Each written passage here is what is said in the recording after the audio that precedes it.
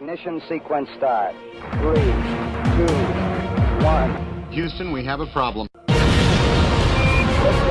We have a liftoff. We copy you on the ground. You got a bunch of guys about to turn blue. What you're seeing here is a mirage. What's going on, everyone? It's Jaron from Jeranism. I'm back with another live video for you tonight. Thank you for joining me. I do appreciate it. Welcome to today's show. Shout out to everyone in the chat, of course. Thank you guys so much for tuning in.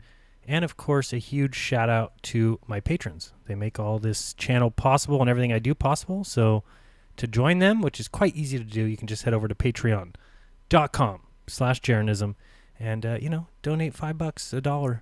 $1.75, I don't know, $1.91. Who knows? Whatever you want, whatever you feel like. Or you can choose to donate $0, which a lot of people do, and that's fine. I still present these videos. I hope you enjoy them. But a big thank you to everyone who does support what they like so it doesn't go away. Thank you guys so much. I really appreciate it. Tonight we're going to be reading an article and discussing it, commenting on it. The title of this video, 7 Easy Ways You Can Tell for Yourself That the Moon Landing Really Never Happened. The article we're going to be reading is from Popular Science, and it is actually titled 7 Easy Ways You Can Tell for Yourself That the Moon Landing Really Happened. I've changed it, a little Jeranism twist, if you will, to 7 easy ways that you can tell for yourself that the moon landing really never happened. So that's what we're going to be doing today. I hope you guys are ready. Hope you guys are having a great one. Shout out to everyone. Karen B. Shout out to Karen B in the chat. Lumberjack, Stuart Green, thank you guys for joining me. Jennifer Spangler, very happy to see that Jeranism is on. Appreciate that. Kill the Bank, hello. Josh from Oregon, always in the house. Appreciate the support as always. Ted Sommer, thank you very much for joining us. I appreciate that. And everyone else in the chat, if I missed your name, it's because I can't scroll fast enough up. But yeah, glad you guys are here, and it's a good time to get started. And what we want to start with is good old space news. Space news. I don't have a sound effect for that yet, but maybe I'll add one so that we can have space news, which will be really fun. In space news today, I'm not sure if you saw this, but pretty funny that, India tried to land on the moon today, failed. So not sure if you guys got a chance to see that. Pretty funny video if you, watch it. Again, as with my videos, all the links to all the things that I discuss, the videos I show, all that will be in the description following the live stream. Give it a few minutes. It has to, of course, upload and render and all that processing, whatever else they do. Make sure that I don't say anything wrong. Make sure I don't say the double F word, things like that. So once they do that and they put the video up, then I go in and I add all the, links. So yeah, so this is the final shot that they had. You got everybody here just looking around. What's going on? What happened?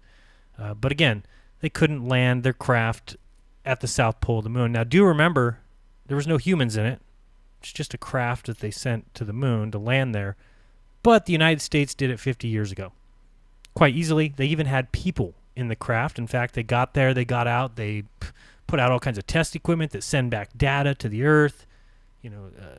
Seismographs and solar arrays and retroreflectors, and they played golf and they drove around in a moon buggy and did jumps and twists and turns, all that fun stuff in 1969 with ridiculous technology. And we're going to look at something funny in that regard as well. But yeah, if you watch this, this is the final screen. They just got to this point and said, we don't have any more data. And then these guys congratulated themselves, and everybody was sad because India did not pull it off, much like Israel tried to do, a few months back, also failed. So, this stuff just goes on and on. People still want to believe it. And again, here's the thing. I say it all the time. If you want to believe this stuff, you can go right ahead. You shouldn't be watching this video so much if you want to believe in this stuff, because I certainly don't believe it. And on this channel, what I do is I give you my opinion of these events, and if you don't want to watch it, you don't have to be here. That's something that I always have to mention, because I'm afraid people think this is like mandatory viewing or something, because they love to get on here and give me thumbs down and lace the comments with their nonsense. And if that's you, what are you doing here? That's my question. So yeah, that's the number one item on space news today, is that these guys could not complete the mission. Even though the United States, they sent people there easily 50 years ago. But India, a fail. In related news, I don't know if you saw this. It's hilarious. Hewlett-Packard, and this is on the Hewlett-Packard website here, is building a new supercomputer to support future human mission to the moon, because they did it on Game Boy level technology in 1969, but today you need the supercomputer because technology has grown and things have gotten easier and cheaper. So now you need a supercomputer to do what you did so easily with some nonsense equipment back 50 years ago. So this is August 22nd, a press release basically saying that a new supercomputer at NASA's Ames Research Center will run modeling and simulation workloads for the lunar landings. Thank you very much, HP, for providing this. And this is what I mean when I say that NASA is a jobs program. It just creates jobs for other companies, things for other companies to do and to try and get better and to try to improve. That's NASA's goal. It's actually not to physically go anywhere. It's all a ruse. Again, believe it if you want. I'm somebody who simply does not. So if we want to watch something funny, which I do, I always enjoy watching something funny. Let's watch this. And this is from a YouTuber named Mountain Bear. If you ever watch Owen Benjamin, then you've definitely already seen this video. Owen Benjamin's brought it up a few times. It's set to South Park animations, but includes, Don Pettit talking and then Gene Kranz, and we'll actually look at a quote by Gene Kranz here in a second. But it also then has Neil Armstrong talking about the kind of technology that got them to the moon 50 years ago. And then when you weigh that in with the space news from today that we just talked about, that HP needs to build a supercomputer for them to get there, India crashing, all this fun stuff, it becomes quite comical. Enjoy this. It's pretty funny. I'd go to the moon in a nanosecond. The problem is we don't have the technology to do that anymore. We used to, but we destroyed that technology, and it's a painful process to build it back again. Again, that was Don Pettit, who I think Owen Benjamin said it best the other day, who sounds like he got kicked in the head by a donkey, which is very true. Mr. Crumb sends a super chat, says, "Hi, Jaron, I'm a patron. Can't wait to see you in Dallas.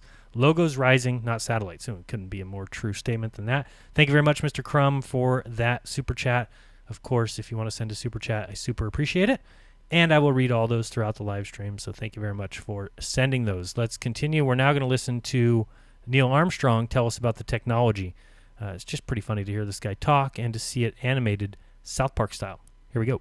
Apollo computer had 32K of fixed memory and 2K of erasable. That was it. No screen, no sound, no icons, no nothing. Just and the keyboard just had it had 0 through 10, read, clear, and enter. No graphics, no screen, no. On its best days, it couldn't get to 1 megahertz. Wow. So it was slow and weak, but it got us there.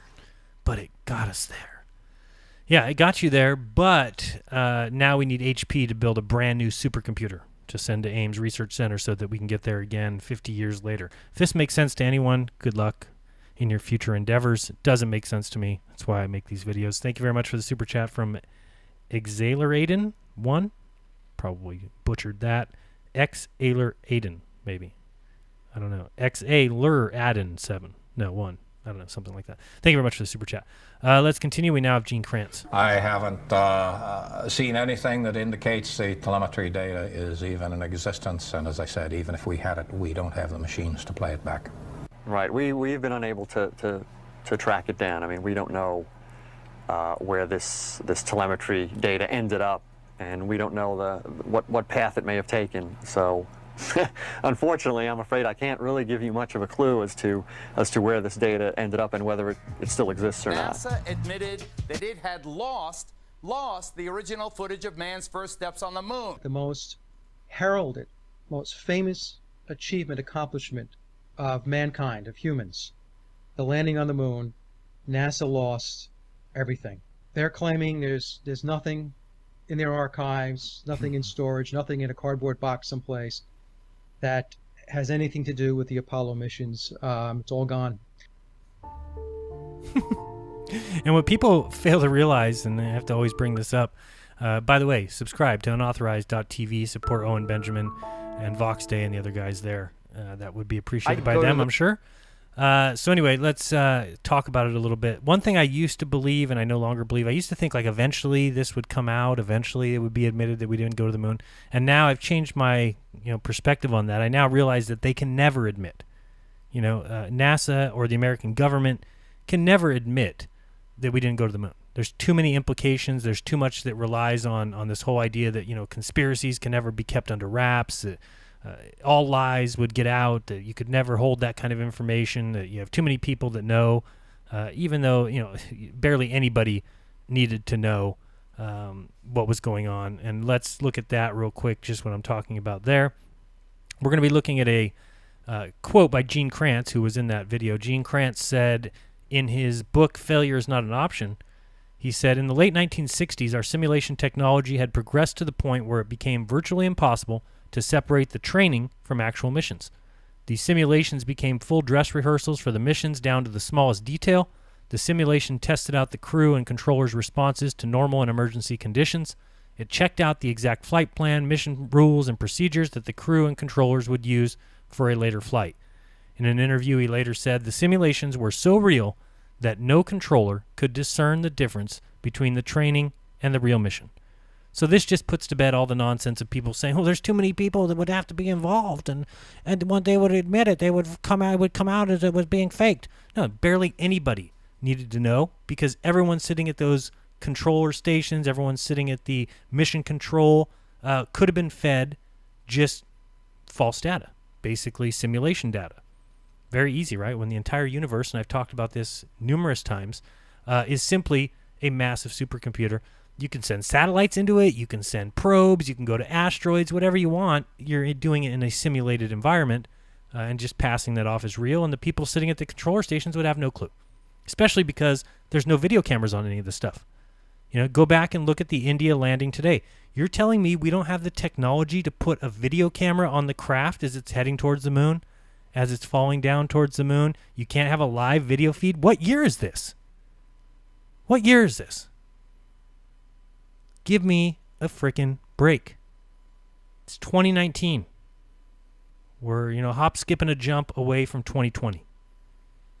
And you're telling me with all the GoPros and the cheap, inexpensive, you can get the best GoPro for $1,000.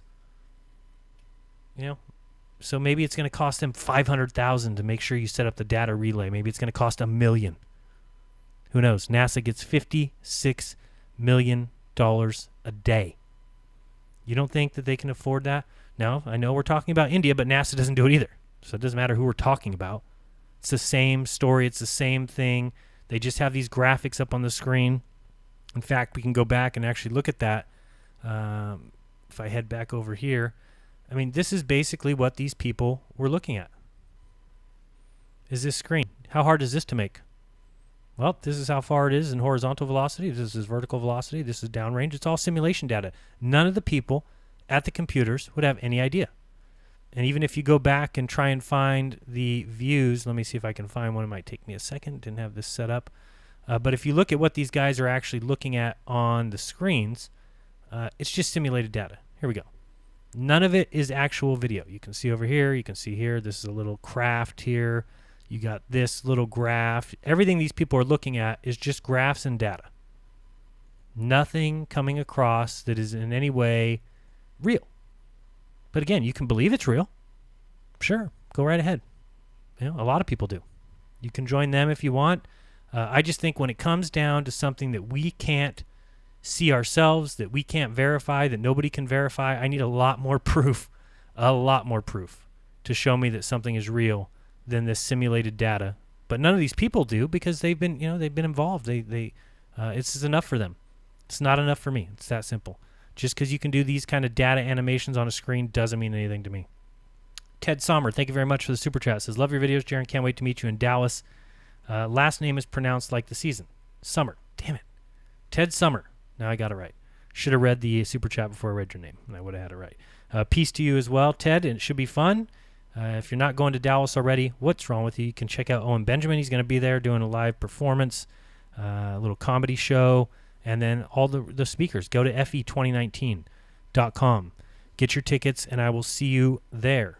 Also, coming up the end of this month, I will be in Amsterdam. Can you believe it? I can't. I leave the 25th, the Amsterdam conference, and you can go to feconvention.com to get tickets, very cheap tickets to this event if you're in that area, the 27th, 28th, and 29th, with the main day, the day I'll be speaking, the 28th.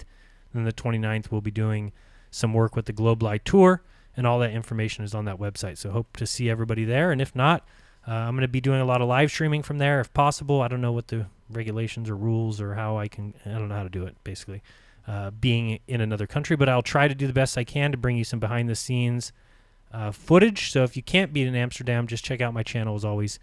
Stay tuned. It should be fun. But anyway, that's basically what I wanted to talk about as far as this nonsense goes. And again, we just go back to that Gene Kranz, and just to let people know this is what is going on with these guys behind the controllers. Again, the bottom quote is probably the most important one. The simulations were so real that no controller could discern the difference between the training and the real mission. That's enough for me. But again, if you want to believe it's all real, that's fine. There's lots of videos out there that will tell you it's real. And the reason why is because it's kind of like a tennis match, and as we get close to reading this article, if I can pull this back up, of 7 easy ways you can tell for yourself that the moon landing really never happened. You have to realize that this is like a volley in tennis, back and forth. Any serve that the hoaxers, if you want to call them that, serves up, well, of course, the space community is going to have a return. They have to. They can't ever say, oh, you're right, we got us. No. So, of course, they're going to have an answer for everything, whether it's the light on the moon, whether it's the shadows, whether it's, you name it. Whether the thing could survive, how the temperatures, how would you be able to do it, what suits did they have on, how did they protect themselves from micrometeoroids, how did they get through the Van Allen belts, how come they weren't blasted by radiation, they didn't have 6 feet of concrete walls around them, how did they go about doing this? Anything you say, they'll just return the serve, and you need to expect that. So it comes down to you yourself reading the answers and deciding for yourself. And if you're somebody who decides that, well, I like the answers are good enough, then that's fine. Then more power to you. I can't help you at all. But, you just have to realize that it's one of those things, the moon landing, it's like the discovery of America by Christopher Columbus or Cristobal Colon, whatever you want to call him. It's something that continues to be taught in schools. We have a Columbus Day. It will continue to go on and on. Slowly, yeah, there's some chipping away. You get the Native American community who have despised Columbus, obviously, for a good reason. The guy's a murderer. The guy's a savage, an idiot, all those things. He never stepped foot in America. He never set foot in the United States of America, yet he discovered America. So it's the same thing. Nobody's ever set foot on the moon, but we've been to the moon. Do you see the correlation there? Do you see how this works? It's just going to be that, and you just need to realize that and, come to your own conclusions, make up your own mind. You can be sheep if you want and just simply believe these things, even though it makes no sense with the timeline 50 years ago, what we can't do today. And again, we've been telling you that they won't go to the moon in 2024. I'll tell you that now. But they keep setting it out so that by the time that comes around, there'll be so much new stuff going on. What am I going to be able to say? Oh, remember in 2019 when I told you they wouldn't? It will just be, well, something happened. They're behind on the mission. It's going to be this. It's going to be, and it will be pushed out. And the next president will come along and say, no, we don't need to go back to the moon. We already been there. We already done that. Let's go to Mars. And then it will be a whole another 4 years of figuring out how we're going to go to Mars. And are we going to build a colony? And is Elon Musk going to be the head of it? And are we going to grow potatoes? That kind of thing. Thank you very much, Flat Out Faith. Flattoberfest, right, October 20th, Greenville, South Carolina. See you at the Firmament Blessings. Thank you for that super chat. Daniel Kakao says, Simon Dan loves your videos. Yeah, a lot of those guys love to use my footage and just, it's very easy to be a flat earth debunker, if you want to call them that. It'd be the easiest job in the world. I can't imagine something easier than just sitting around and saying that the earth is a ball. I'll just read scientific papers and I'll just read articles like the one I'm about to read and just believe in it all. So it's easy. Enjoy yourselves if that's what you want to do. It's not for me. So again, you just have to realize that these things are always going to be come back. They're always going to be protected. And of course, right? I mean, the scientific community is always going to come back and back up anything. They have to. You know, it's just what they have to do to keep the scientific enterprise going, to get people to continue believing science is God. They need to keep this stuff, so expect it. So, like I said, we're going to be reading an article from Popular Science. I'm going to bring it up right now, if I can do this correctly. There we go. So, Popular Science, this article was from December 10th, 2018. And the title of the article is 7 Easy Ways You Can Tell for Yourself That the Moon Landing Really Happened. Now, let's pay attention to the title here. We're going to break this down kind of piece by piece. We're going to go through each one of these 7 steps and realize the preposterousness. Is that a word? It is now. Of this claim. Now, remember, this is 7 easy ways you can tell for yourself that the moon landing really happened. December 10th, 2018, by Neil V. Patel. There you've got Neil Armstrong. No, Buzz Aldrin. I don't know who that's supposed to be. One of those characters. Been there, done that. NASA. Been there, done that. All right. Let's start reading, shall we? Boston Celtics point guard Kyrie Irving recently closed the book on his dalliance with promoting flat earthism. Earth is still round, by the way. you have to throw that in there. You have to throw that in there. If you're ever writing an article about flat Earth, you need to remind people that the Earth is a sphere. In case they forgot, in case they missed the indoctrination, in case they missed every video and every logo and every start of every movie for all time, as the zoom out of the Earth and the zoom into the globe, and reminding people this movie takes place on this globe. The universal logo rolling around, they have to remind you constantly. And of course, we've known it for 2,000 years, all that bullshit. All right. But perhaps he unwittingly started a new and unwelcome trend. It's unwelcomed. Okay, it's an unwelcome trend. On the Ringer's Winging It podcast, Golden State Warriors star Steph Curry, apropos of nothing, seemingly came out as a moon landing truther, wantonly asking his fellow basketball players around the 46-46 mark, "We ever been to the moon?" Asked if he really didn't think humans landed on the moon, the 2-time MVP doubled down and made his position clear. It's totally possible Curry and company were just goofing off. Well, they weren't. I mean, anybody who's heard that podcast clearly knows that. Now, he had to backtrack, of course. This is part of the thing. You can't be an NBA player. You can't make $26 million a year and say that you don't think we went to the moon. You think they're going to allow that? No. They will quickly make you go on Jimmy Kimmel, just like Shaq did. They will make you come out. You even have to wear moon shoes to the NBA All-Star game, and you have to auction them off to support STEM research.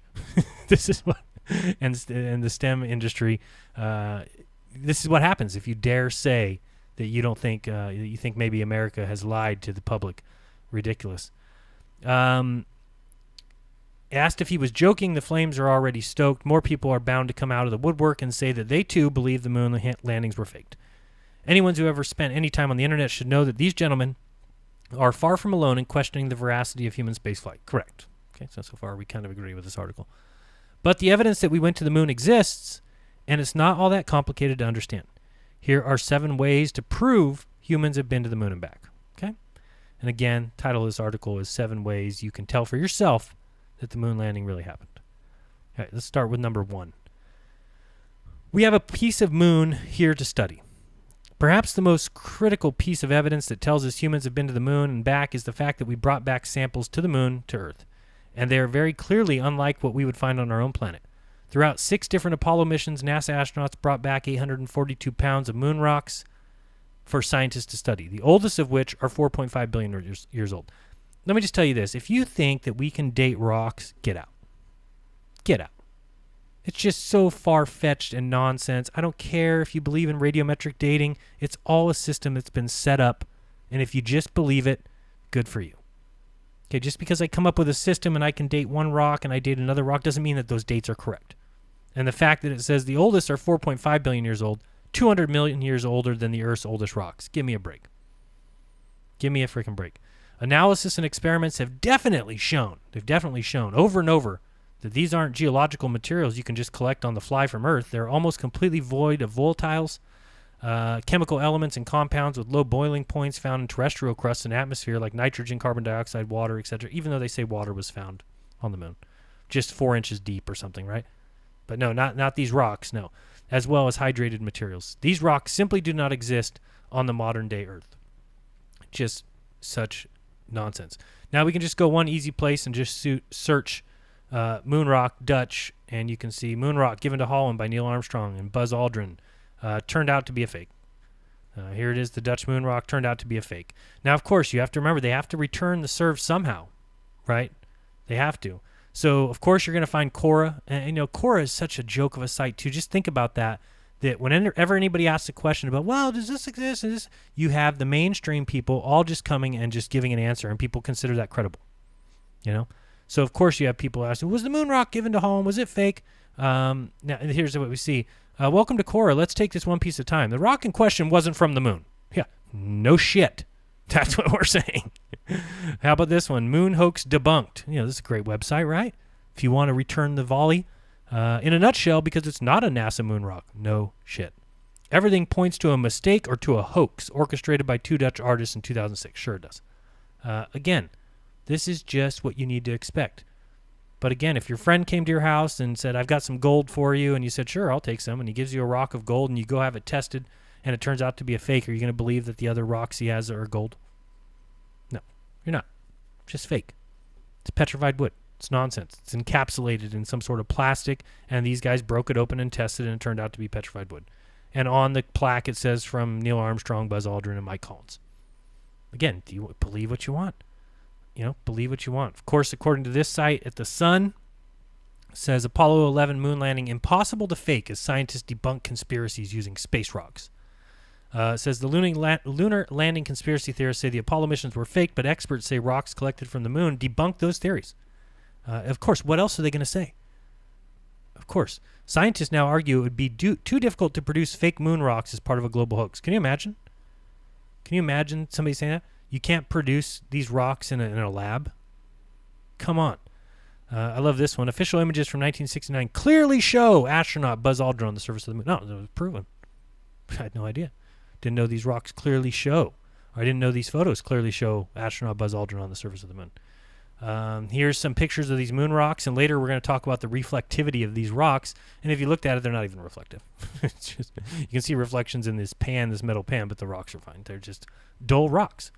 Ever since the Apollo 11 moon landing in 1969, which celebrates its 50th anniversary today, skeptics have claimed it was all a con. And think about that. Something that happened so long ago, and it continues to persist that people say it was fake. You don't think it would have been proven by now by just going back numerous times? No, of course not. One person asked, well, could it be fake? And he says, such fakery would simply be too costly and difficult. What? Any attempt to make moon rocks in a laboratory would be a monumental failure. Would it? And likely cost more money than it took NASA to get to the moon and back. It would cost more than $200 billion. Thank you, Professor Ireland. That is some nonsense. He went on to say the lunar soil is like nothing we've ever seen on Earth. It is the result of eons of bombardment from the surface of the moon. I don't know why it says the rockets have compositions that are unique to the moon. I think he means rocks. And then they go on to talk about maybe there was unmanned rockets that went to the moon. You know, there's a lot of theories out there. If you go to always.com, you can find a lot of that same stuff. For me, I don't think they've had any unmanned craft that's gone to the moon. But again, believe what you want. Believe in the moon rocks if you want. That's up to you. This graphic is pretty funny here. It says moon landing conspiracy theory explanations. Number 1, no visible stars in the pictures. The explanation, it was a lunar morning. What? What the hell does that mean? And the astronauts were using cameras with high shutter speeds which wouldn't pick up stars. Yeah, but what about the fact that these astronauts didn't see them with their own eyes, let alone the photographs? Yeah, we know you've got an excuse about aperture. It's the same excuse we hear all the time. The aperture's open. It's a focal length. It's just bullshit. Bullshit. You're telling me you didn't take another camera that would be able to take pictures of the stars? It's just one little setting. It's not that difficult. Of course, no. We had all the cameras were preset. The astronauts couldn't change them, and this is why there's no star in any photo. And even if you play with the contrast or you try and get some background noise out, there's no stars in any of the photos from the moon. There just isn't. The moon lander didn't make a crater explanation. It landed on rock, and the thrust and gravitational pull would not have been strong enough. Who wrote this article? What? The moon lander didn't make a crater because it landed on rock. Well, we've seen that their feet make prints and everything. Okay. And the thrust and gravitational pull would not have been strong enough. Pretty sure the thrust would be plenty strong. Shadows fall in different directions, as if in a studio setting. Explanation: each object still has only one shadow, and a low sun and uneven surface can distort shadow angles. Yeah, I used to be a big proponent of that. I made a mistake, 2 years ago, bringing up a moon image and saying, here, these shadows don't work, and then being shown that they could work.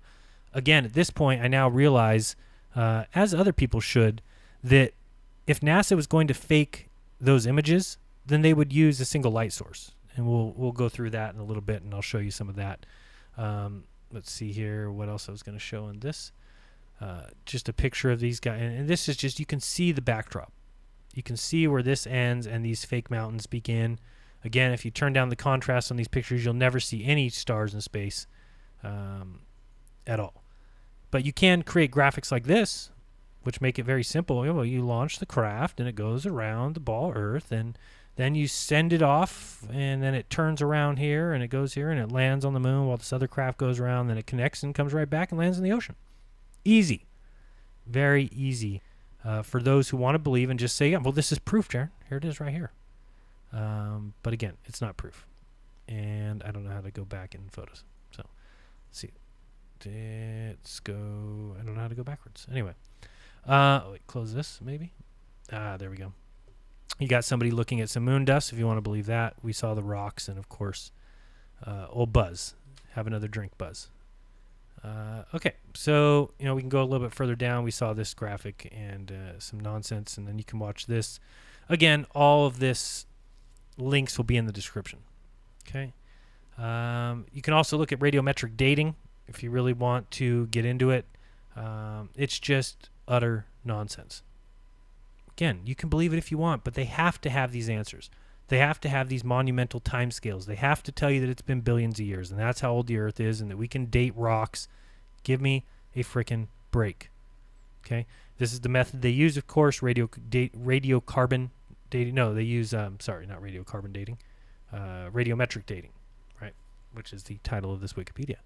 But again, if you want to believe that, if you want to think that they can just bring some rocks back and they can test them and say, oh, this is, 4.5 billion years, and the oldest rocks we can find on Earth are 4.3 billion years. Remember, you can go back and look at all the details about Wernher von Braun and the fact that he went to Antarctica to find these moon rocks before they went to the moon. Again, did they find 846 pounds? I don't know. I think it's more likely that they were created. But again, to each their own, you can believe what you want. Let's go back to the article. Took a little too long on number 1. Let's continue on. One of the funnier things I've ever seen. You can see the landing sites for yourself, which, real quick, let's just remember we have a piece of the moon here to study, and this is how you can tell for yourself that the moon landing really happened, because some guys say that there's moon rocks that none of us have ever seen. Put it this way. Nobody listening to this show right now, and nobody who will listen to it in the coming days, has ever seen a moon rock, has ever studied one, has ever looked into it at all. Never seen one. Okay? Anyway, you can see the landing sites for yourself. What? Where can you see that? Even today, you can still spot the landing sites for the Apollo missions on the surface of the moon. Images collected by NASA's Lunar Reconnaissance Orbiter and published in 2011 sharply illustrate. Notice the word sharply. Okay, we're going to look at these images right now. The touchdown points of the Apollo 12, 14, and 17 lunar landers as astronauts made their way to the ground, as well as paths taken by those crews as they walked and rode around the surface of the moon. A year later, NASA went on to publish other LRO images of the Apollo 11 site. Let's listen to this guy real quick. This is a funny video. Noah Petro explains the new LRO images. My name is Noah Petro. I'm a research scientist here at the Goddard Space Flight Center, and I'm also on the LRO Project Science team. We have some of the most stunning images of the lunar surface that I've ever Yeah, what are you talking about? These ones? Well, don't show these if you're not talking about this. Seen. These are pictures of the Apollo 17, Apollo 14, and Apollo 12 landing sites, giving us the clearest view of where the Look at these images. Look at these little pixel changes. This little nonsense. Astronauts went, where they sampled, where they conducted scientific experiments on astronaut footprints. Footprints. from 15 miles high. Lunar surface. Mm-hmm. So these are images that were taken by an instrument called the Lunar Reconnaissance Orbiter Camera. It's an instrument on the LRO mission. When I first took a look at these images, my jaw dropped to the ground. Right, because they're fake. When you see something that you've never seen before and in a quality that you've never seen before. This is good. This is sharply illustrates. This is high quality. I could do this in Paint Shop in 2 minutes. It really just made me speechless. For example, at the Apollo 17 landing site, we can see where the lunar rover is parked on the surface. We can see where it drove around the lunar module. You can see the paths. paths. You can see the areas where the astronauts kicked up the dust when they walked around. You can see the areas where they kicked up the dust. And remember, they're claiming these photos were taken from 15 miles high. I don't even know what that, how many feet is that? 15, 52, 80, about 80,000? I don't know, 80,000 feet. Go watch a Dwayne Kellum video when the camera gets to 80,000 feet. Tell me if you can see tracks left by humans walking around the Earth. Give me a freaking break. Let's continue. You can see some of the experiments that were left behind sitting on the surface 40 years ago. You can see the experiments. See where they are, still sitting there. Look at these white dots. You can see these white dots. On the lunar surface. I believe it now. These are some of the most amazing images of the moon that I've ever seen, because they really put into sort of a really cool context of what was done back during Apollo. It's always a cool context of what was done during Apollo. Thank you, official nerd Noah Petro. Oh boy, it's pretty sad. Thank you very much for the super chat. Dan Morris said, Bill Nye said it would cost more to generate the paperwork, right, for a fake mission than the cost of actually going to the moon. Wow. These people are mocking the public to see how much BS people will eat. Well, people will eat a lot.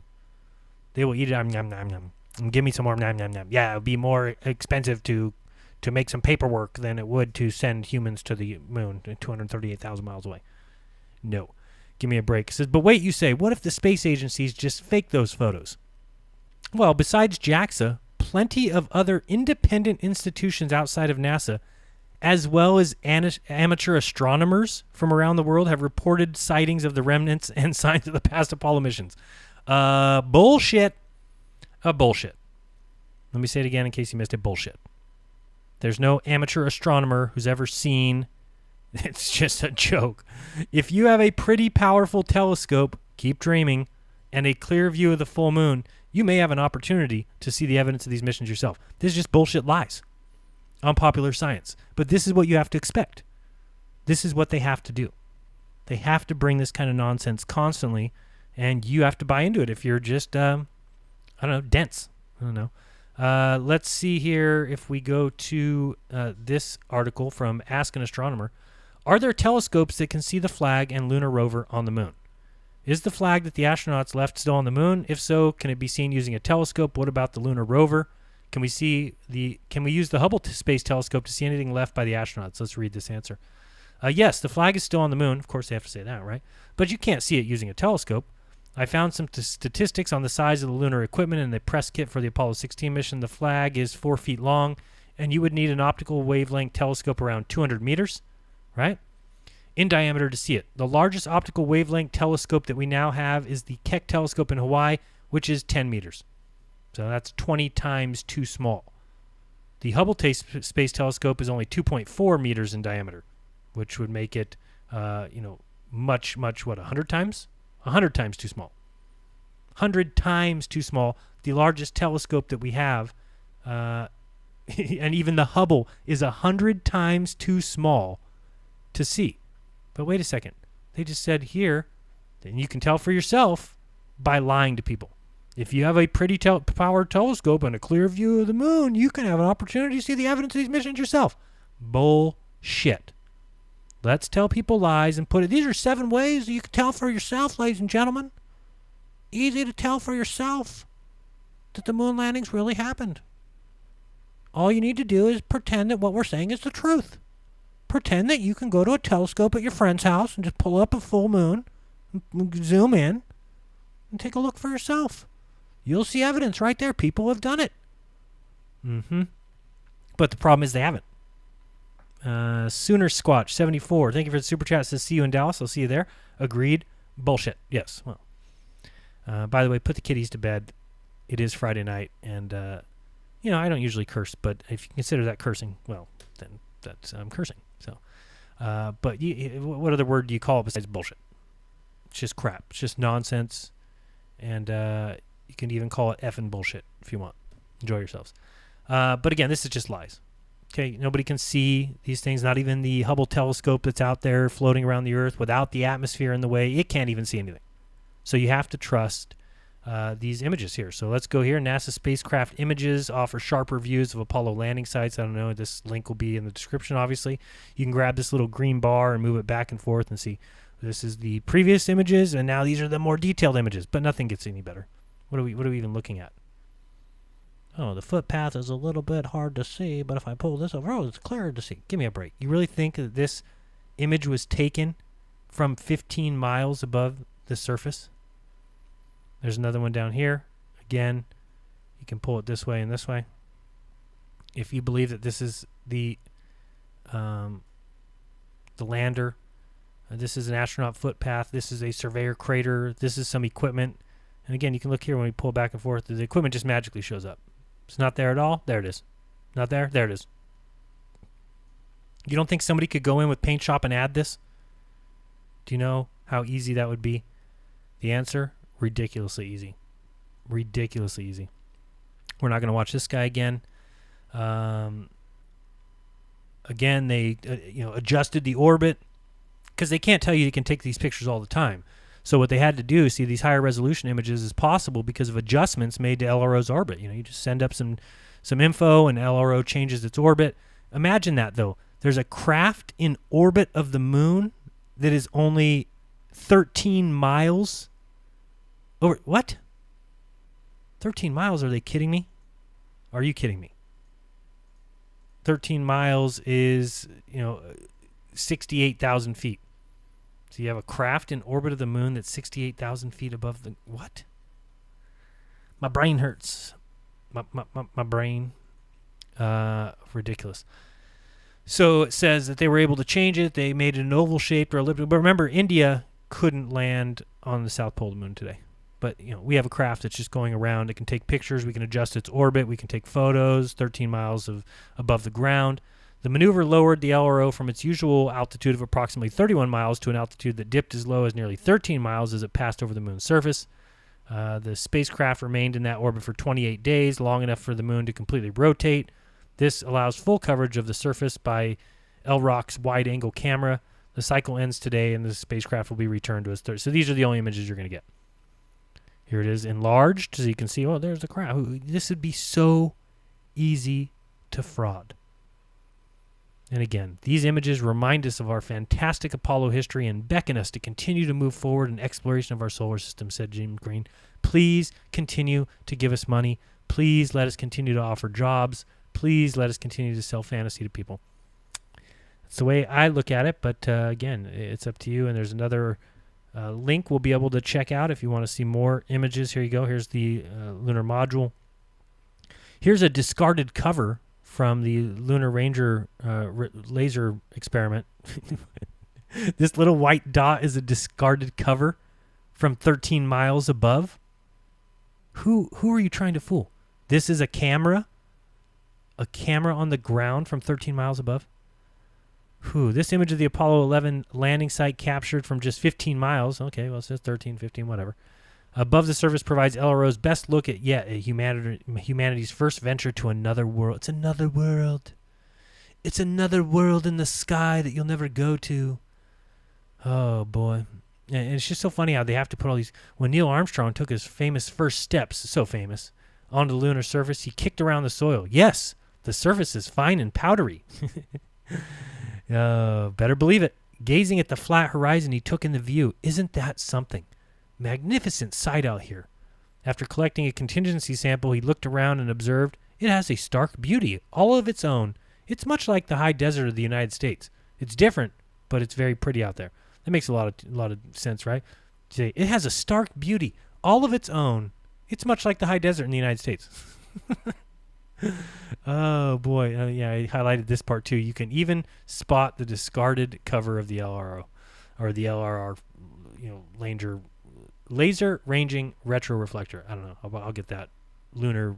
I thought lunar was on it. Whatever. Again, if you want to believe this stuff, enjoy yourself. For me, I simply don't. It's that simple. Oh, let's move on here to the next one. Number 3. The regolith is reflective. Regolith. If you don't know what that is, I think it means dust. It's not really soil, but it's more rock fragments or something. Moon landing conspiracy theorists love to pore over the photographic evidence collected during Apollo 11 and pinpoint parts of the photos that allegedly debunk the whole landing outright. Well, that's kind of right to say, because if one photo can be proven to be fake, well, then the whole thing is fake. It means that you shot this in a studio, you changed some of the photos, you're lying to the public. It's not science, it's pseudoscience, it's nonsense, it's storytelling, it's Narnia. Okay? One of these points is the fact that objects in the lunar module's shadow are illuminated, which means that there must have been multiple light sources during the filming, instead of just the sun, as we're told, right? Not quite. Lunar dust regolith is a reflective material, and the sunlight bounces off it like it would a mirror. What? It's not a reflective. They've done studies. It's like 8% is the the reflective index of the moon dust. It's not going to bounce off it like it would a mirror, lighting up any surrounding objects nearby. I'll show you why they say that. You can understand this dynamic in better detail by viewing what graphics card maker NVIDIA did in 2014. Well, of course NVIDIA went and did something, and you can go and find that. And here's the article about NVIDIA. Takes on Apollo 11 moon landing deniers with technology. Right, and CGI. So just because you can... Have you ever seen Eru when he turns up or down the... maybe it's the reflective index, maybe it's the atmosphere levels. Well, of course, NVIDIA, which has the highest graphics card probably that there is, can make one where you can turn up everything until it matches the photos. It doesn't mean that that's real. What does that mean? And if we're saying that these things took place on Earth in a studio, then of course NVIDIA can recreate it. What difference does any of that make? None is really the answer. There's 1 of 7 images here. This is the image that usually people complain about, because obviously this should be in the shadow with the sun over here. Should he be lit up this much? You want to know what NVIDIA came up with, and other people's debunking answer is, it's the reflection off of Neil Armstrong's suit and the ground. It's like reflecting up. It's just nonsense. Here it says, in 2002, Buzz Aldrin, the second man to walk on the moon, punched Bart Seibel in the face. They have to point that out too. Is that okay to just punch people in the face? I didn't know that was allowed, or it's good to talk about, or something that's impressive. I don't find it impressive. Some 6% of Americans still believe that the government faked the Apollo moon landing. I guarantee it's more than 6%. But again, a lot of people don't want to admit it. A lot of people feel that they might be being watched, so they don't want to admit that. For all those coast-to-coast AM listeners who think the government staged the moon landing, it's just funny that they put that in there. Graphics card maker NVIDIA wants to set the record straight.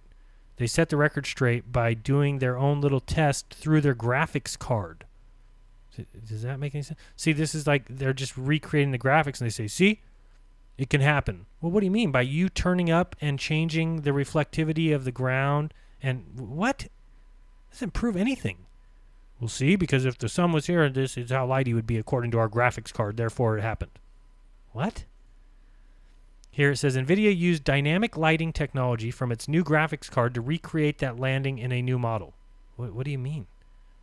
If people are saying it took place on a set, then you recreated the lighting of the set, and that means that they went to the moon? What? Why isn't Aldrin completely cast in shadow? It's due to the reflective properties of the lunar dust, says NVIDIA. Yeah, we just turned up the reflective properties of this dust until he looked like he should. Well, that doesn't mean anything. What does that mean? Yeah, see here, this big bright light here? This is supposedly Neil Armstrong's suit that's causing him to light up. Holy smokes. Conspiracy theorists say the bright light behind the module could have been a studio snafu, but NVIDIA says it's the reflection of Neil Armstrong's spacesuit. Thank you, NVIDIA. The view from another angle with Armstrong in the background. So bright that he lights up this astronaut. And this reflective surface is like a mirror. Give me a break. Of course, you send a serve over the net, they're going to volley. They're going to return it. They have to. They can't just say, oh, you're right. This doesn't make any sense. Oh, boy. It says, conspiracy theorists also like to point out that historic footage never showed any stars in the sky. True. NVIDIA says it's due to the closed aperture. Thank you, NVIDIA, which shows the astronauts and Apollo module clearly. An open aperture, which would clearly show the stars in the sky, would produce a blown-out photo of the moon surface. So where are those images? Where are those images of the stars? Never took them? Well, okay, I understand on Apollo 11. How about 12? Didn't take them? 14. Didn't take them? 15? 16? 17? No. Okay. Just making sure that you never did it. You never took pictures of the stars. It's not important. You never took a telescope to the moon. You never put a telescope on the ISS. And people still will believe it. They'll fall for it. They just, because NVIDIA says so, because a graphics card can make it, because something that you can turn up every dial. People have to have seen, maybe I'll have Iru on to talk about this soon, maybe even tomorrow or something. But just so he can point out that you can turn up and down all these different levels, even in his little program. And I'm sure NVIDIA can do much more. It doesn't mean that it's real. How does that prove anything? The answer? It doesn't. That's the easy answer. But again, people might want to believe it. But, they could have easily recreated, by the way, a single light source. Much like they did like in the 1999 HBO series From the Earth to the Moon, where they used like a bunch of, I think I have images. Let me bring them up here. Let's go over here and bring up some images. By the way, thank you everybody for joining me. Hope you're having a good night. Enjoy your Friday. After this show, go have some loving with your significant other. Sounds like a good Friday, doesn't it? I agree. Let's see here. Let's go here and there and there. So for the 1999 HBO series, From the Earth to the Moon, this is what they did. They basically had a bunch of spotlights, okay, and they shot them up towards a large mirror. It was a large convex mirror, and then that reflected back to their set. And this created parallel shadows. It created it quite well, but it doesn't mean that the actors in that movie were on the moon. Do you understand? So just because all the moon photos show parallel shadows, and if they don't, yeah, I understand. They might not be parallel because of undulations in the ground. There's another thing I'll show you in a second that kind of shows from certain angles, like the mistake I made. Well, yeah, you can have shadows that don't need to be parallel just because of where you're positioned and where the light source is positioned. Then what they did is they shot this up like this. Basically, all these spotlights shoot up towards the parabolic mirror, and then that mirror becomes the single light source, which lights up the entire scene, much like here. Okay, so over here on the right, you've got this large mirror reflecting the lights being sent up from behind some black sheet, so of course you can't see those, lighting up the lunar landscape with a single light source, much like here. Okay, yeah, oh yeah, parallel shadows. That proves they're on the moon. All the pictures are consistent, Jaron. They all show the angles going correctly. Okay, well then this is fake too. So what the hell are you talking about? What do you mean? You know? But again, a lot of people just don't get it. If you want something to check out, I always recommend aulis.com, aulis.com. Very interesting article here. Apollo 14 second light source confirmed. This article is written by Luis Ernesto Bilbao. He's a PhD in physics from the University of Buenos Aires, professor and everything. And go ahead and read all about ray tracing, which is much more accurate than, and this is kind of what I was talking about, where here basically you set up a system where you have a camera at 0, 0, a light source off here to the left. And again, you might see these shadows and say, oh, well, these shadows are not, parallel. But yeah, if the distant light source is way over here, can you see where my mouse is? I don't know. Over here, well, you are going to get these shadows because of where you're standing. And this is kind of the mistake I made in the past. And, that's why I'm now looking back and say, well, of course they're going to have one light source. Now, was there a secondary light? Could there be some images that have a secondary light? Sure. But again, if NASA's going to fake the moon landing and they know that the moon has a single light source, well, then they would create a single light source. So it doesn't really shock me. But when you talk about shadows, you are going to have some instances where shadows go in different directions simply because of the way the camera is and where the light is. And while we say, hey, these shadows are not parallel, well, they don't need to be if this light source is way over here. But one of the things that he does a great job of is introducing ray tracing, which if you look here at this image, basically he's numbering the sticker here 1 and 1, the sticker 2 and 2, 3 the door frame here, and the door frame shadow. And then you do ray tracing where you take the top point of this and the top point of this and draw a line, and you'll get to the source, the camera, the picture being taken. And here lined up with here will also line up there. 3 with 3 will line up with there. When you do that, you can kind of see, and then if you lower the camera to your stomach, again, you can draw ray tracing and get that camera to the stomach. If you raise it above your head, again, the ray tracing will be perfectly lined up with where the photo is being taken. So you can look on the moon, and as this PhD scientist goes in and shows something interesting here, that these line up with about the face of the astronaut, not the chest, which is where the photo should be being taken. If you finish off these lines, they're not going to cross at the chest here like they should. So a lot of things showing problems. This guy shows lots of problems with the different ray tracing. So I think ray tracing is a better method than simply trusting the shadow direction. So that's something that I've changed on recently. Again, this article is called Apollo 14 Second Light Source Confirmed. But again, I'm not a big believer in that. But if you want to read, then allthis.com is just a plethora of articles, well written, by good researchers. And again, Allis doesn't believe that we went to the moon. So check that out if you want. And again, was there anything else in this NVIDIA stuff? There was some proof. Was that in a different article here? Maybe that there was some images done before where they placed where the the sun, and when they do ray tracing, it turns out the sun should be here. Now this sun is not in the photo. They've added this, and somebody added it as part of basically an artificial sun, showing where the sun should be for these shadows. Really, it should be here, and in the image there is no sun.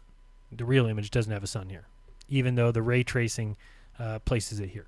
So again, it's a good article. Check it out if you want. You will enjoy it. So the whole NVIDIA thing is just nonsense. They didn't do anything other than just kind of work backwards at getting and saying, nope, we've debunked the moon hoax conspiracy, which is nonsense. They did no such thing. So let's head back to the article. Okay. Where were we? Graphics card, right? When demonstrating the power of the latest products by continuing red. Okay. Somewhat relatedly, the existence of unparalleled shadows in these photos has often been an argument that multiple stage lights were used to film the footage. This is also easy to debunk since you can easily recreate this with an uneven surface on Earth. Right. If you go outside, if you have a straight, flat ground and you've got telephone poles, all those shadows will be quite parallel. But again, if you have a little dip in the road and maybe you have any kind of uneven surface, maybe a tree on a hill, you're not going to have a shadow. So I just don't think it's a good argument anymore to really pay much attention to the shadow issues on the moon. There's much more to go with. And again, they're just going to return that volley. You can't prove anything from that. Let's go here. The stars are still around. And again, these are funny because these are supposed to be ways that you can tell for yourself. Oh, you can tell for yourself because the dust on the moon is so reflective. I can't tell anything for myself. What do you mean? Just like this one. I can't see for myself with a telescope. You're lying. I can't see for myself that the dust is a certain reflectivity. You're lying. The stars are still around. Another argument in favor of and by the way, this is number 4. Another argument in favor of a fake moon landing is that there are no stars depicted in photos of the event. If the moon has no atmosphere, we should be able to see an entire lit up sky lit by distant stars, right? Correct. But that ignores some basic technological constraints behind photographing things on the moon. In such a dark background with objects so brightly lit by the sun, the aperture of the camera needed to be kept small in order to photograph the lander and the astronauts clearly and sharply, and not blurred objects from the Blair Witch Project or something. This invariably leaves the camera unable to pick up any faint starlight in the background sky. Again, this is no way for you to know for yourself. It's no 7 easy ways for you to know for yourself. This is simply believe what we say, that this is because of the camera. The problem is that the astronauts themselves couldn't see stars on the moon. Let's check out Neil Armstrong here talking to Sir Patrick Moore, shall we? Armstrong, I do realize that when you were on the moon, you had very little time for gazing upwards. But could you tell us something about what the sky actually looks like from the moon, the sun, the earth, the stars, if any, and so on? So what the sky looked like from the moon, the sun, the earth, the stars, if any. The sky is a deep black when viewed from the moon, as it is when viewed from cislunar space, the space between the Earth and the moon. So, from the surface of the moon, the sky is a deep black, the same as it is in cislunar space, the space between the Earth and the moon. The Earth is the only visible object other than the sun that The Earth is the only visible object other than the sun. Can be seen, although there have been some reports of seeing planets. I myself did not see planets from the surface, but I suspect they might be visible. So they couldn't see stars. They couldn't see anything other than the Earth. But do you see his problem with speaking about this is because of the fact that they knew there weren't going to be any stars in the photos. So you just need to watch his mannerisms and understand what he's coming across. What the sky actually looks like from the moon. Think of how hard this would be if any, and so on. for him to explain. Well, the sky is a deep black when viewed from the moon, as it is when viewed from cislunar space, the space between the Earth and the moon. Right. The Earth is the only visible object other than the sun that can be seen, although... Do you understand what's going on here? It must have been impossible for him because he knew that in the simulated environment in the studio there was going to be no stars. So when he says, could you see any stars from the surface? Well, the Earth is the only visible thing in the sky. What am I supposed to say here? How do I get this across? We couldn't put stars in the images, so it is what it is. Let's just go to one other part here that I think is important to point out. This is Neil Armstrong and, of course, Sir Patrick Moore. Let's pick it up from here. You're one of the very, very few people, I think, whose opinion on this is really worth having. In fact, there are only 4 of you. Do you think, from your knowledge of the moon, having been there, that it is going to be possible in the foreseeable future to set up scientific bases there on anything like a large scale?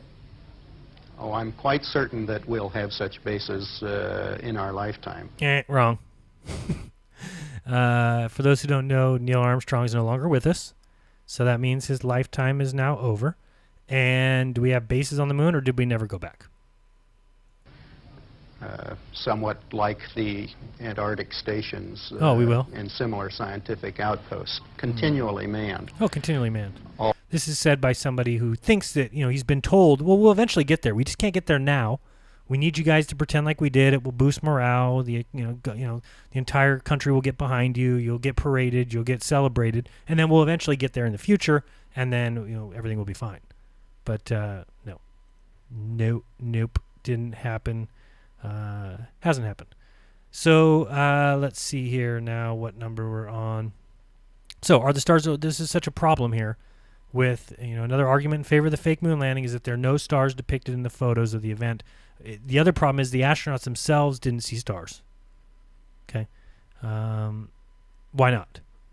You should be able to see them brilliantly, even with the sun out. There's no atmosphere to wash out the sky. You would see stars brilliantly all over. Please check out my videos that I've done. Why don't we see stars? I think one of the best versions of that is the one where it's called the Cosmonaut. I don't know what it's called. I'll put a link to it in the description, as always. It was response to Alexei something.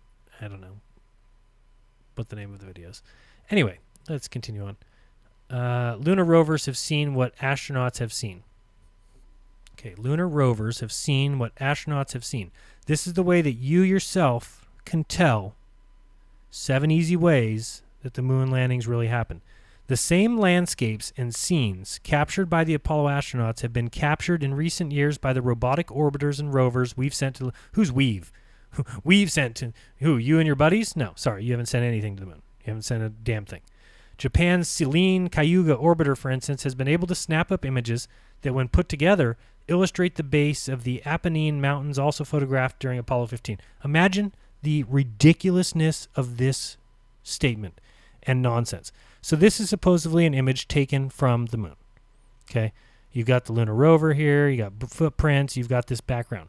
So supposedly there's some rover on the moon that was able to take this image, okay?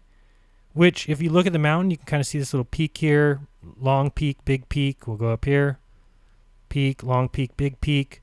You've got this little mountain here. Up here, we got this little mountain here. You got this background mountain here. You got this background mountain here. You've got this foreground image. You've got this foreground image. You've got this. If you believe that this is a real photograph, oh boy. I mean, are you getting 16 flu shots a week? That's my question. Stop. Cut them back. Take 8 flu shots a week. Maybe 4. You don't need 16.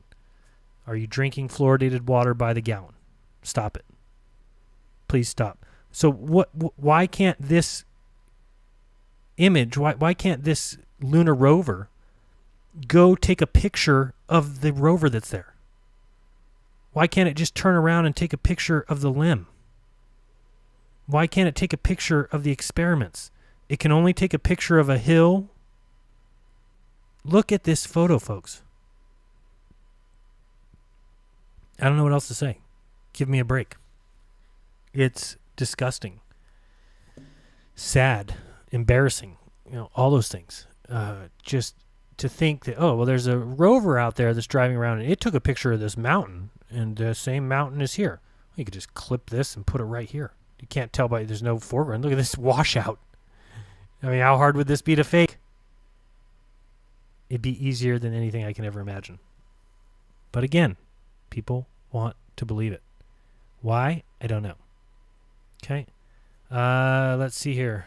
So that was number 5. Lunar rovers have seen what astronauts have. Sorry, I find it funny. I really do. Let's go back here. What's next? The flag wasn't moving. Okay. Let's see here. Perhaps one of the most talked about pieces of evidence to suggest the moon landing was faked has to do with the alleged movement of the flag. Okay. Now this is 7 easy ways you can tell for yourself that the moon landing really happened. Because footage of the U.S. flag moving after it was planted has been cited as evidence that the wind's blowing through the cloth, wind that can't exist on the moon. Okay. In truth, the flag is not flapping. It's disturbed as it's being planted. No, in some cases, maybe you can say that, but I'm about to show you in another case where the astronauts are in the craft. And those disturbances are causing ripples to move through the cloth. There's no denying that. It's not fluttering in the wind. NASA even has a GIF that shows the flag still between 2 different images. Who cares? What the hell does that mean?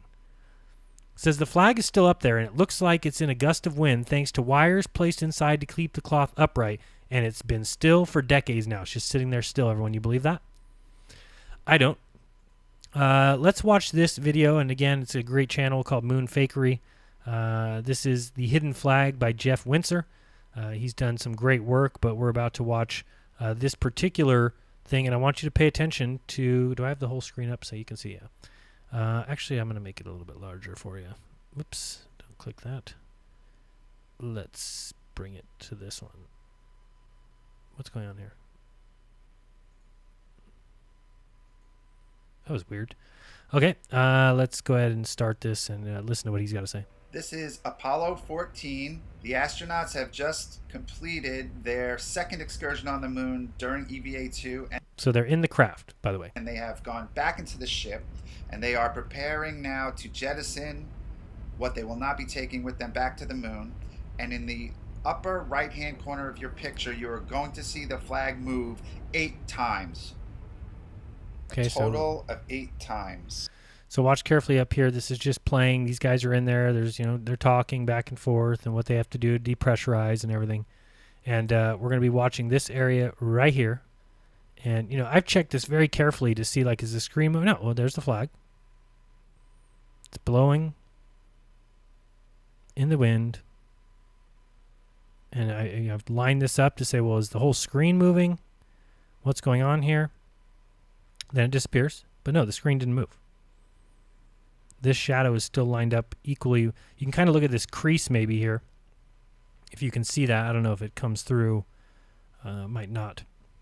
But if you kind of look at that crease and exactly where it is with these shadows lined up with these rocks, again, you can just watch. And remember, there is no astronauts holding this flag. There it is again. Blowing. Let's listen to Jeff talk about it a little. It's just blowing in the breeze.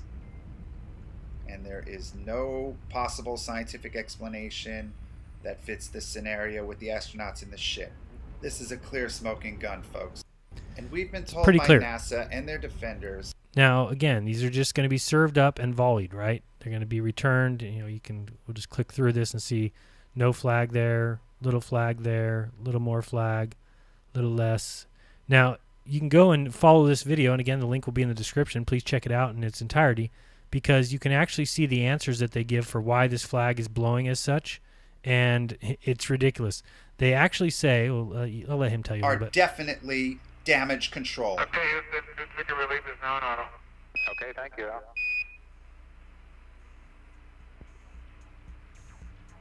By the way, you can see here, if you pay attention, that in the ALSJ clip, that they've actually removed it.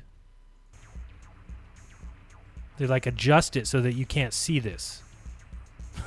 9 days Well, after what else do you need? AJV claimed that the flag had been blown, Now check this out. the ALSJ people made an official response to the Bad Astronomy Board. And here it is, quote, as one of the posters noted, the flag swings around the pole in response to cabin depression. Can you imagine that while they were depressing the cabin, somehow enough gas dumped out of the craft, which flew across the nothingness of space and affected the flag? Holy smokes. It would be a very interesting exercise in fluid dynamics to estimate how long it would take expansion of the dumped gas to reach the flag and how much force it would impart. There are folks who know how to make such estimates, but I'm not one of them. So again, these are just thing after thing after thing that we can point out about the moon landing, but they'll just be returned. And there's people out there that are so set in this idea of the moon landings and how great America is and how great we are and how great our ingenuity is and the brilliance of 400,000 people coming together for this one thing that was 50 years ago that we can't repeat now, that they're willing to take any excuse. So this is the excuse, right? That there's some sort of gas flying out, which is just nonsense. Again, you got to check out this video in its entirety. He even goes through and explains exactly how much. We'll listen to this. Right here. They mentioned this graph in their defense, but it actually destroys their alibi. The pressure of the atmosphere is measured on the left side where it says pressure torr, and you will see that the pressure changes from 10 to the minus 7 approximately to almost 10 to the minus 6. That is an infinitesimal amount. That is a tiny, tiny amount you cannot even imagine. 0.000. He goes in to show you exactly how nonsense it is by comparing it to different wind gusts and what exactly that pressure is, and you can't even imagine how little that is. It's not possible. But again, you go back to these articles and you read that it says that the flag, in truth, it's not flapping, it's disturbed as it's being planted. And people who read these kind of articles on Popular Science, is it any wonder why they think we went to the moon? Because articles like this are like, yeah, this is right. It's only flapping because the guys are touching it. You know, that doesn't just wave in the wind, even though it does. But again, if they find out that it does in my video or another video, they're just going to go and listen, well, it's actually gas depressurization. And the guys were in the craft, and when they depressurized it, it blew the flag around. So whatever you put up there, whatever you put over the net, it's going to be returned. You have to expect that. They can't just say, oh, you're right, the flag is moving. Clearly the entire thing was fake. Well, they can't say that. They can't let that out, and they never will. And so you either need to be smart enough to recognize these things, or you need to believe it. It's up to you. Clearly, you know my position. Clearly. But again, each person their own. I just like to make videos. I like to get my point across, let everybody know my opinion on the thing, and it's up to them to either believe it or not. Thank you very much for the super chat from Silver Umbrella, who said, yeah, embarrassing. Well, yeah, it truly is. Again, and this isn't a way you can tell for yourself that the moon landing, because you lied to people, because you tell them that they can see the things with the telescope, because you tell them that the flag only moved because people are... In truth, the flag is not flapping. It's disturbed as it's being planted. What? That's not true. So if I believe the not true things, then I can disprove the moon hoax. Okay, got you. Oh, ladies and gentlemen, it's tough. It's tough. It's just you got to point these things out and move on, right? I mean, that's kind of my new direction is just point it, move on. There's going to be tons of comments in the comment section. You're going to see people saying, well, this is wrong, and Jaren's wrong about this, and actually this is true, and NVIDIA did prove it, and you can see it from this particular telescope at this particular time, and the Hubble telescope's got a weird mirror situation, and with the mirrors you can't see that, but we can see Jupiter, so we know that's true. We can see the rings of Saturn, which is only a few billion miles away, but the moon, which is only a quarter million, we can't zoom in on the flag or anything. Embarrassing. As Silver Umbrella has put it quite well. Hey, boy. All right, let's go on to the number 7. And probably the most hilarious one. I don't know. And one thing I forgot to mention, I just want to mention it again. I was talking about the 1999 HBO series From the Earth to the Moon and showing you those different, and you might have been thinking to yourself, well, they didn't have that technology in 1969. Do some research. You'll see clearly that they had high-powered spotlights in the 1960s. And they definitely had a convex mirror, okay? Even a large one. So don't tell me, well, they didn't have that technology. They didn't have CGI. Yeah, we know they didn't have CGI. Nobody's saying that the moon landing was faked using CGI. So do you see the problem here? We are saying that NVIDIA is proving the moon landing with CGI. Do you see the problem here? I do. I see it. Makes sense to me. I don't know about you guys, Logan Cook, thank you very much. $2 saying support what you like or it goes away. Yeah, that's very, very true, and I appreciate everyone's support. Thank you all for the super chats this evening. As always, they're greatly appreciated. Or go to patreon.com/jeranism. All right, the retroreflectors are still there as well. And this is the other way that you can tell for yourself. You can tell for yourself. What? How can I? Wait, I can tell for myself because some boxes that you say NASA left there are there. Okay. Laser ranging retroreflectors are mirrors that were once used, because they're not used anymore, as targets for Earth-based lasers as part of NASA's lunar laser ranging experiments conducted during the Apollo program. They were actually conducted before the Apollo program. I'll show you that in a second. Russia also had a retroreflector experiment program as well. Basically, you fire a laser at those objects and measure the time it takes for the laser to hit the reflectors and bounce back. The results of those experiments allowed us to learn that the moon is spiraling away from the Earth at about 3.8 centimeters per year. Thank you very much for Heavy Metal Unicorn for the super chat. I'm just dying laughing myself. This is ridiculous. We have to think about this. That the moon is spiraling away from the Earth at 3.8 centimeters per year. Imagine that you have some sort of laser and you're bouncing it off mirrors on the moon. And you can tell that the moon is moving 1.5 inches per year. Get out. Get the hell out. You don't even need to close the door on your way out. Just run. Get in your car and get off the street. Get out of the town, out of the state, probably out of the country. Just keep going, because that's nonsense. It's utter nonsense. Don't know what else I can say about that. Just think about this. The moon is 15 billion, 79 million, 680,000 inches from the Earth. And they can detect that it's moving away 1.5 inches per year. They are detecting a change of 0.000000000000099%. Can you even imagine that nonsense?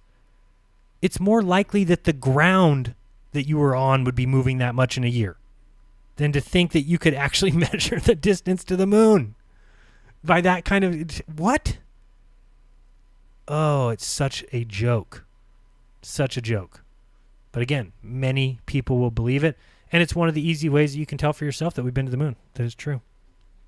Heavy Metal Unicorn says, literally all I have in my bank. Oh, love you, buddy. Love you too. Thank you very much for that, but please don't send super chats if that's all you have. Save that for yourself, your family. Only if you have, funds to support and you enjoy the work, then please do. But thank you for that. I can't say thank you enough. That's awesome. Okay, so let's What else did they figure out by shooting this laser at the moon? 20% of the inner core of the moon is probably liquid. You can tell that from shooting lasers at it. And flesh out some nuances about how gravitational forces work, among other things. The results of those experiments could only be made possible by the installation of those reflectors on the lunar surface. Oh, yeah, right. Sure. Let's go over here. And by the way, the first landing, okay, soft landing, supposedly, of a craft was 1966. Okay. So when you look at this page for the Lunar Laser Ranging Experiment, and just one time, let's make sure that we're talking about the same thing. We are talking about NASA's Lunar Laser Ranging Experiment. It says conducted during the Apollo program. Okay. The ongoing Lunar Laser Ranging Experiment measures the distance between the surface of Earth and the Moon using laser ranging. Lasers at observatories around the Earth are aimed at retroreflectors planted on the Moon during the Apollo program and 2 Luna-Cold missions. Laser light pulses are transmitted and reflected back to Earth, and the round-trip duration is measured. The lunar distance is calculated from this value. Bullshit. But let me read you this part, which is just hilarious. Silver Umbrella just said, poor fundies, come on, that's not believable. Well, none of it is. But again, it says the distance to the moon is calculated approximately. First of all, if something's calculated approximately, don't tell me you can tell that it's moving away 1.5 inches per year when we're talking about something 238,000 miles away. If the distance is calculated approximately, then approximately you're 1.5 inches off. It's stupid. Using the equation, distance equals speed of light times the duration of delay due to reflection divided by 2. It's that easy, right? Makes a lot of sense. It says to compute the lunar distance precisely, many factors must be considered, in addition to the round-trip time of about 2.5 seconds. These factors include the location of the moon in the sky, the relative motion of the Earth and the moon, Earth's rotation, lunar libration, polar motion, weather, velocity of light in various parts of the air, propagation delay through the Earth's atmosphere, the location of the observing station and its motion due to crustal motion and tides and relativistic effects, but we know that it's 1.5 inches per year. Get out. Get out. Go home. Don't come by here anymore. Don't watch my videos. Hit delete, hit block, and go watch Bill Nye tell you about how he's not a scientist. Do that for me. Because it's ridiculous. Exactly. Poor fundies. You know, because it's just ridiculous. Go watch Bill Nye. Yes, it's nothing but hostility. The big one is Bill Nye's not a scientist. Okay. I can read a graph. So all right, he can read a graph, and the graph says that the moon is moving 1.5 inches per year. So it's a fact. Go watch him. Go watch Smarter Every Day. Go watch someone else. Don't watch me. Because if you can believe that shit, you're out of your mind. If you believe that we just take rocks and we do some radiometric dating, even though nothing has stayed the same, how do you know what the atmosphere was like 200 years ago, 400 years ago, 600 years ago, 6,000 years ago, 10,000 years ago? You have no freaking clue. But what do these guys do? Well, we can figure it out. We just take this rock and we do some laser spectrometry. And when we do, we figure out that it's about 4.5 billion years old, which is 200 million years older than the rocks on the Earth. Bullshit. Straight up bullshit. But again, believe what you want. Believe it if you want. Again, let's just read one more time just because it's funny. That they know now with precise distance. I think down here it says something about millimeter preciseness or something, but we'll read that in a second. Let's just read this again. And let's remember that we're measuring the distance to the moon, and they say that they've figured out that it's moving 1.5 inches per year. What? And what kind of things are taken into account? Well, it's kind of easy. Approximately, we can use the equation distance equals speed of light times the duration of delay due to reflection divided by 2. But really, there's much more factors, including the location of the moon in the sky, right? We have to figure out where the moon is in the sky. The relative motion of the Earth and the moon, and the Earth's rotation. We need to figure out how fast it's rotating at this particular location. The lunar libration, the polar motion. We got to figure out the polar motion. Then we got to figure out the weather, because the weather is going to affect the amount of time that the light takes to go back. The velocity of light in the various parts of the air. The propagation delay through the Earth's atmosphere. We figured that out. We know all the distances the laser travels through from 10 feet above me to 100 feet above me. 100,000 feet above me. We know all the differences. The location of the observing station and its motion due to the crustal motion, because, this land is moving too. The tides, we have to take the tide into account, and the relativistic effects. There's relativity going on. Einstein said so. And we can figure out from that, once we figure it out, it's 1.5 inches per year. Get out. Get out. At the moon's surface, the beam is about 4 miles wide. So remember, when I shot a beam across 4 miles of water, the beam divergence went from 3 millimeters to about 10 feet when it crossed 4 miles. For them, they say that their beam is 4 miles wide and it's hitting retroreflectors. What? By the way, one thing I forgot, I almost missed this. The first successful tests were carried out in 1962. Wait a second, hold on. The lunar lander, so they went up there, the astronauts placed retroreflectors, but the first successful tests were carried out in 1962.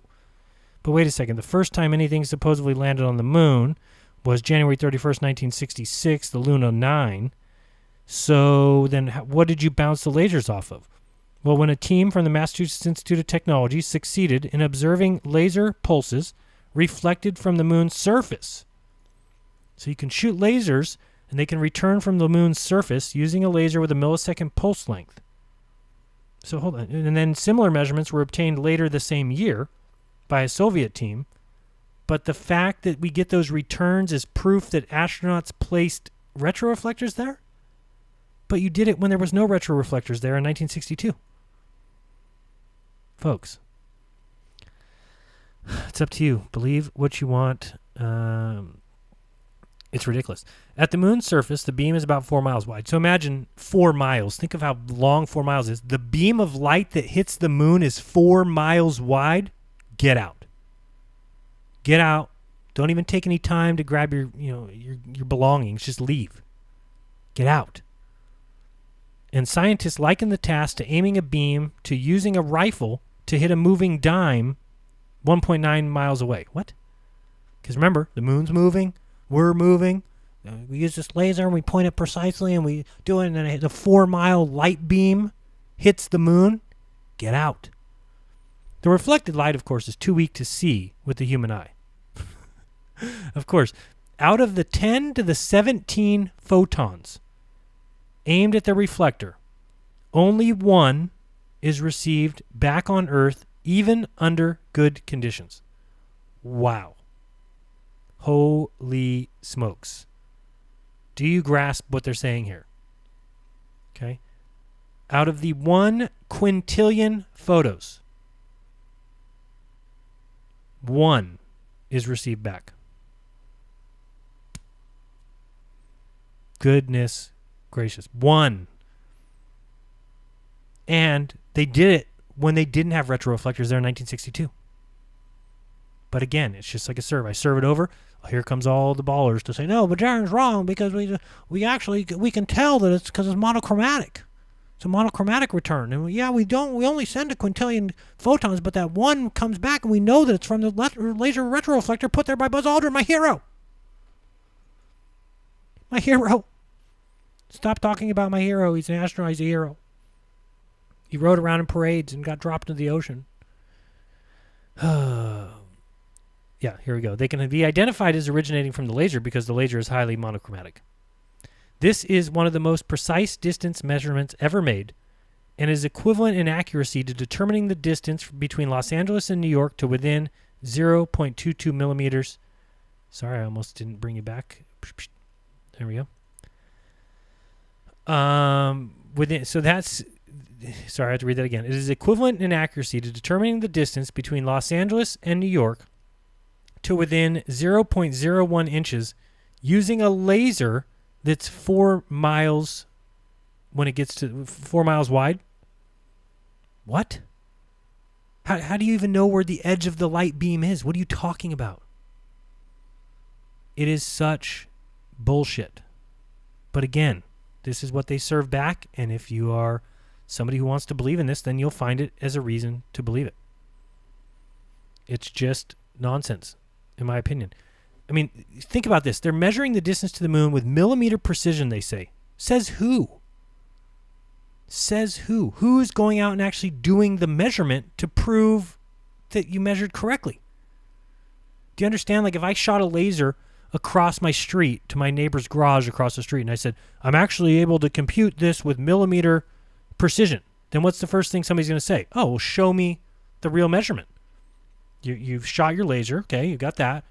You've figured out with your mathematics, and once you've taken everything into account, once you've shot the laser across and you realize the location of the garage across the street, the relative motion of the earth and the garage, the garage's rotation as it moves opposite me, the garage libration, the polar motion, the weather of the day, I'm shooting through the atmosphere here, the velocity of lights through the various parts of the air as it has to go across the street, the propagation delay through the atmosphere across the street, and the location of the observing station and its motion due to the crustal motion that I'm on. And then I take the tide into account and I take relativity into account. Once I do that and I tell you that I'm coming up with millimeter precision, your next thing is going to be show me the actual measurement. I can't just say it's millimeter precision. Who the hell am I? What are you talking about? You can't just say that. You have to prove that. But this is their proof. Their proof is, well, our laser tells us that. So how do you know it's millimeter precision? Who the hell's saying that? The answer, nobody. Nobody. It's all make-believe, fantasy in your mind. And again, that is the end of that article. Pretty hilarious. And you can tell for yourself, clearly. The moon rocks that you can't touch and you can't test. You can tell for yourself, the moon rocks, they've been brought back. You can tell for yourself because you can go see the landing spots from any telescope. Just look at a full moon, bring it up. You could look right at it. You can see the you can see the rover. I can see the footprints from my front yard. So you can. Just grab a telescope, go look at the footprints. The regolith is reflective. The lunar dust acts like a mirror because we need it to, because the pictures were kind of out of, they're a little too bright. The astronauts shouldn't have been so bright in the photo. So what we say is that the dust is ultra reflective. Okay? The stars are still around. They're there, but you couldn't see them in the photographs. But you can prove this for yourself because, you can change the level. No, you can't do that. You just imagine that the stars are there. And then you can prove for yourself that they're still there. So there's the easy ways you can tell for yourself that this is clearly, people say that there's no stars in the photos, but there's a reason for that. And the reason that Neil says he couldn't see them is because he's talking about something different, guys. He's talking about when he was flying through the corona and he tried to look at the sun, it was too bright. The reflector off he couldn't see stars on the moon because his aperture of his eyes was closed. It needs to be open. Lunar rovers have seen what astronauts have, guys. If you just go look at the pictures, they can't show you the equipment, but they can show you the same mountain in very grainy footage. So you can easily tell. So easy. The flag wasn't moving. Every time the flag waves, it's because an astronaut is placing it into the ground. How many times do we have to go over this? And when they twist it, it's like made of tinfoil, so it blows around, and then when they let it go, it doesn't move anymore. And when it moves, when the guys are in the craft, it's because they're venting gas. It's flying across and pushing the flag. Serve it up. I'll volley it back. I'll return the serve every time. Just return. It's easy. The retroreflectors are still there, and we couldn't know that the moon, as it says here, is 20% of the inner core of the moon is probably liquid, and the results of those experiments could only be possible by the installation of those retroreflectors on the lunar surface. We wouldn't know how to flesh out some nuances about how gravitational forces work, among other things, if the retroreflectors weren't there. So it's quite simple. It really is quite simple. Okay? Paraplegic Bear said they definitely can tell if the moon has moved a few centimeters, and I'm competing in the Olympics at hurtling next year. Good luck. Good luck. I'm expecting you to probably post a time of about 1.5 seconds. So, Plain Reality says 4 miles is pretty wide with a good telescope. Should be able to see the green point of light on the surface of the moon. No, says you can't. No, it says it says you can't. Where did it say that? The reflected light is too weak to see with the human eye. But you're right. Maybe with a telescope. I don't know. We'll have to go try that. But again, they've shut down these lunar ranging experiments for whatever reason. That's why in that one article, wherever it said, was it in this one? Are mirrors that were once used as targets, right? A lot of them don't work anymore. They can't find the spot. Read this article again. It will be in you can find other people who have supposedly, they stopped getting returns from a certain retroreflector, but then all of a sudden some students found it. So it's all here. You can read about it yourself. I don't feel like reading about it. All I need to see is everybody tell me over and over again, we left the reflectors there, we left the reflectors there. That's the way how did you get to the moon? You didn't know the distance? No, well, in 1962, we carried out a test from MIT. Observe, oh yeah, well, okay. So you can send lasers off and bounce off the moon. Okay, well, great. So what do you need laser reflectors for? What have those proven? Well, nothing. Truth is pain, Freddie. I totally agree. Melanie Moran, thank you very much for the super chat. Plain Reality says, one rip in a suit and death within 1 minute, yet astronauts were carelessly falling over the place. It's gross. And there's so many more things that I could have covered. Remember, I'm only covering these 7 just because I found the article hilarious. Came across it yesterday and was like, holy smokes, because I love to read things like that. Well, these are 7 easy ways that you can tell yourself. And then I read through them and I say, there was 0 ways. You gave me 0. Popular Science magazine is just flat out telling lies, making things up, telling you can see things from telescopes. And then other reasons that you can tell for yourself that make no sense. You can tell for yourself because, yeah, even though people say that there's no stars in the photographs, the stars are there. The stars are still around. What do you mean? What does that mean? The stars are they're not there. The astronauts said they can't see them, and they're not found in the photographs, but they're still there.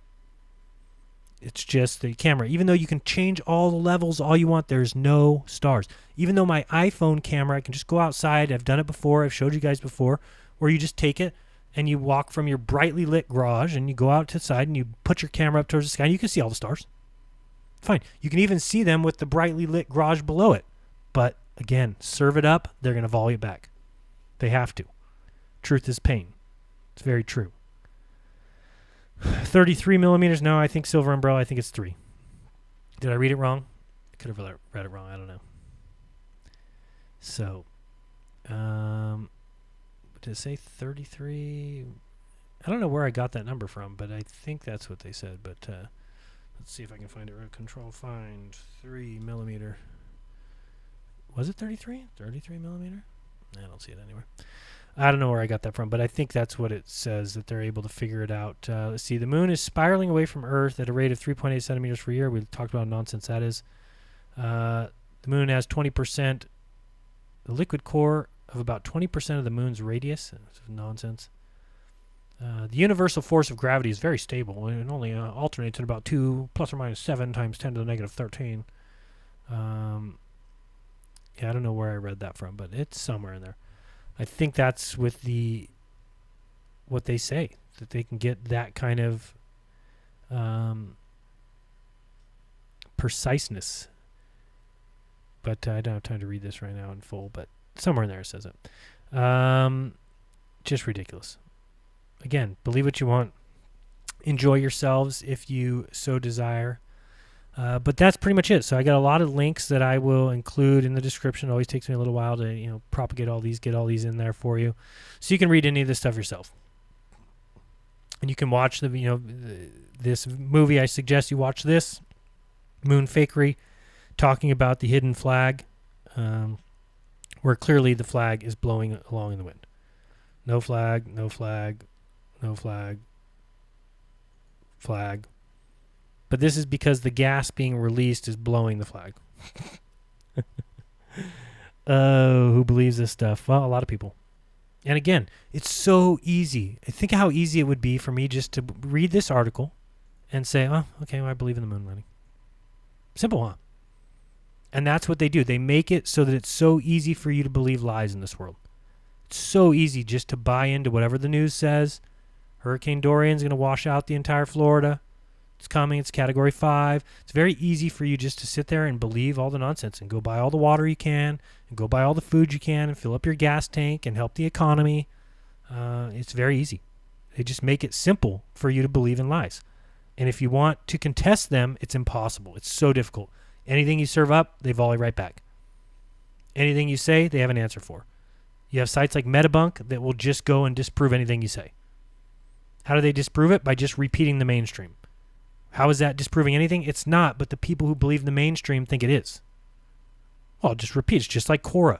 Just repeat, did Neil Armstrong really do it? Well, Neil Armstrong actually did go to the moon. And there's proof of that because he said so here and said so there. And, 400,000 scientists can't be in on a conspiracy like that. They couldn't keep it a secret. Science has proven that it would have been released in 4 years if 400,000 people knew about it. So stupid. So stupid. Especially when we've got Gene Kranz telling us flat out of his own little mouth. The quote one more time. In the late 1960s, our simulation technology had progressed to the point where it became virtually impossible to separate the training from actual missions. So do you think today it's any further along that all these guys sitting at their control stations would have no idea if the data is simulated? Again, folks, believe what you want. You can have everybody tell you how real it is, but this guy's telling you that in 1966 it was so, or 1969, it was so, the simulations were so real that no controller could discern the difference between the training and the real mission. I'm not sure what else really needs to be said. That's 7 easy ways you can tell for yourself that the moon landing never really happened. It's pretty funny. So I don't know. I don't know what you guys think. Joey Rocha says, "Where is the curve?" That was in Arnold Schwarzenegger's voice. Yes. Hello to everyone in the chat. I don't know who's here. I know it's late. Sorry. People on the East Coast are Globebusters in the house.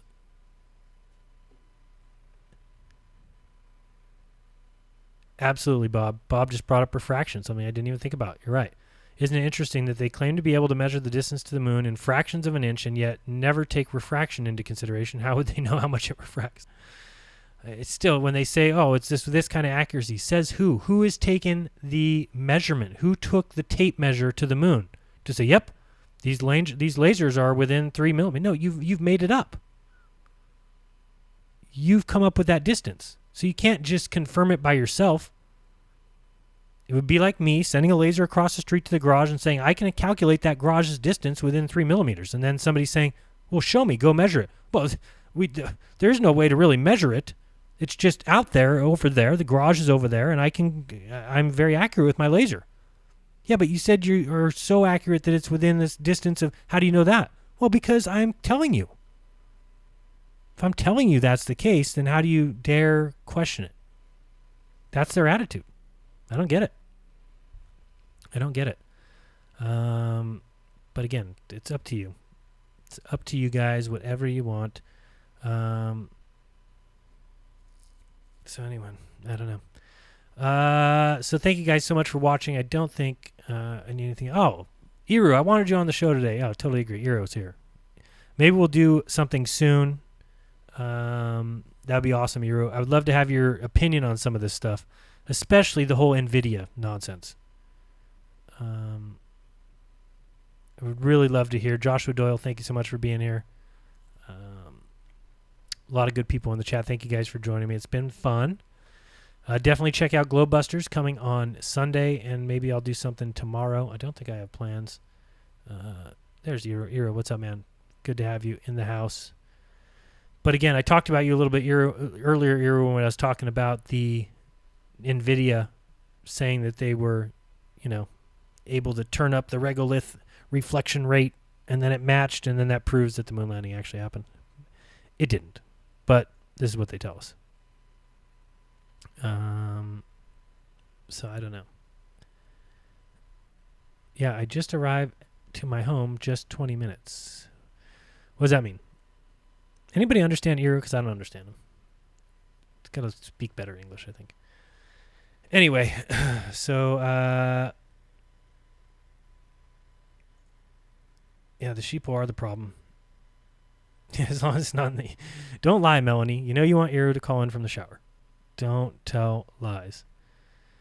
Idra Television says, do you still think you live in a cartoon oblate pear-shaped spheroid they forgot to make a cartoon CGI of?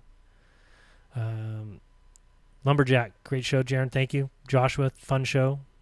Great, thank you. I'd love to hear that. Yes, India did lose contact with the moon lander. Does that surprise you? It shouldn't surprise you, Eero. Excellent. Steve Matthews, Teeth of the Lamb, says, excellent. I've never heard of any astronomer seeing the tracks on the moon. I know I can't with my P1. No, nobody can. But again, if you believe the article I read, then it's easy. You can do it for yourself. Way to go, India. Yeah.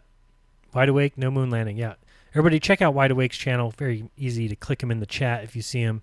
Some of the best observational stuff I've seen and really helped me in my coming to find the truth. 20 minutes ago. Oh, you got home 20 minutes ago. Yeah, thank you, Glowbuster. Bob translates for me. Thank you. You've learned it a little better than I have. The great thing about Eru does something that not a lot of people do. Whenever he wants to talk to me on Skype, he usually, thanks, Bob, he usually leaves me a voice message, which is a lot easier to understand because sometimes our chat messages go back and forth and don't make a lot of sense. And I think I try and shorten the way I say things, which also doesn't help much, right? So anyway, I'm just reading the chat. If anybody's watching this that thinks they're going to get more, you don't need to stay tuned in unless you want to see me just kind of read the chat and have some fun. No problem, Wide Awake. Yeah, great stuff on your channel. I won't read some of this. That's pretty funny. Good stuff, though. Heavy Metal Unicorn says, great show as always. Thank you. Appreciate that. You said 3mm was a joke. Sorry. No, it was a good joke. From Silver Umbrella, but you're very right. Probably 33. A chubby pear-shaped spheroid. It's a funny face from Bob. Joshua Dill said, fun and informative. I blame baby boomers. Yeah, my parents are boomers, so they're the ones that when I came home and asked them, is it true we live on a ball? Well, science says. Science says so. Oh, all right, well. Then I guess we got to believe it. Because if they're going to teach it in school, it must be backed by tons of evidence and not just, well, these laser reflectors are giving us a distance with our 4-mile beam. And again, we send one beam out and we get, or we send 1 quintillion beams out and photons out, we get 1 back. 1. I don't even want to figure out the percentage of that. If it's 10 to this, it would be 10 to the negative 16. 1%.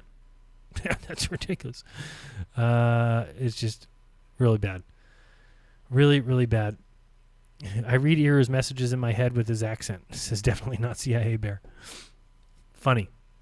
Again, I hope you guys are coming to the conferences. If you can make it, that'd be great. Or just check my channel. I'll try and live stream as much as I possibly can. Speaking of that, I need to get myself one of those adapters. I don't have one of those. I'm writing myself a note. Awesomest Jaron, you rock the flat earth matey. Thank you. Monday Night Raw will be live streamed from the moon. It is, actually. It's live streamed from the moon every Monday. Bob is translating. Yes, indeed. Thank you very much for that. What happened to the Going Nowhere shirt, says Arsenio Sanchez. Well, they've been developed twice, even one where I changed the logo completely. Every time I put them up, NASA removes them. I get a letter from Teespring saying NASA has claimed copyright to their shirt, to their logo. So the last logo, I didn't even connect, their logo, the, what do you call it? The NASA worm logo. So let me bring this up here, just NASA worm logo. So this particular logo here, NASA worm logo, where the A and the S connect. And if you go to, I thought there was a copyright. NASA worm logo copyright. Media usage guidelines. So I've had to go here before, but basically it says the NASA insignia logo, which is the blue meatball insignia, and the retired NASA logo type, the red worm logo, may not be used for any purpose without explicit permission. So that's what they're claiming. Even though tons of shirts are made with the NASA logo, but they don't mind if you do that as long as you're promoting them. You can't say, wrong things about them. So, I don't know. I don't think that, especially when I've changed the logo. And again, I don't know. There's some people in this community that think other people shouldn't be able to use other people's logos or something, which is ridiculous. Imagine if I claimed copyright on every video where somebody used my jeranism logo or talked about me. It's just ridiculous. Stuff should be allowed. But again, not mentioning names or saying what I'm talking about there. It's just ridiculous, this copyright nonsense. So what I did is I went back and changed the logo. So this is the worm logo that they're talking about. I made it with an N and A. I didn't connect the S and the A so that it's not exactly their logo. But again, look at these people. You know, they have no problem. Urban Outfitters placing this NASA. You can't just talk smack about NASA. You can't say going nowhere since 1958. They won't allow that. Tried it twice, and both times it's been removed. And so, yeah, I don't know what. Maybe next time I'll try the shirt with a N and then the line here, S and then the line here, because I don't understand where you can't say the name. I don't know how it works. It's paid for with my tax money, but I'm not allowed to use their logo. It just makes no sense. Am I allowed to put the United States government on a shirt? Can I put like the presidential seal on the shirt, or is that copyrighted? I don't understand. I don't think you can copyright that.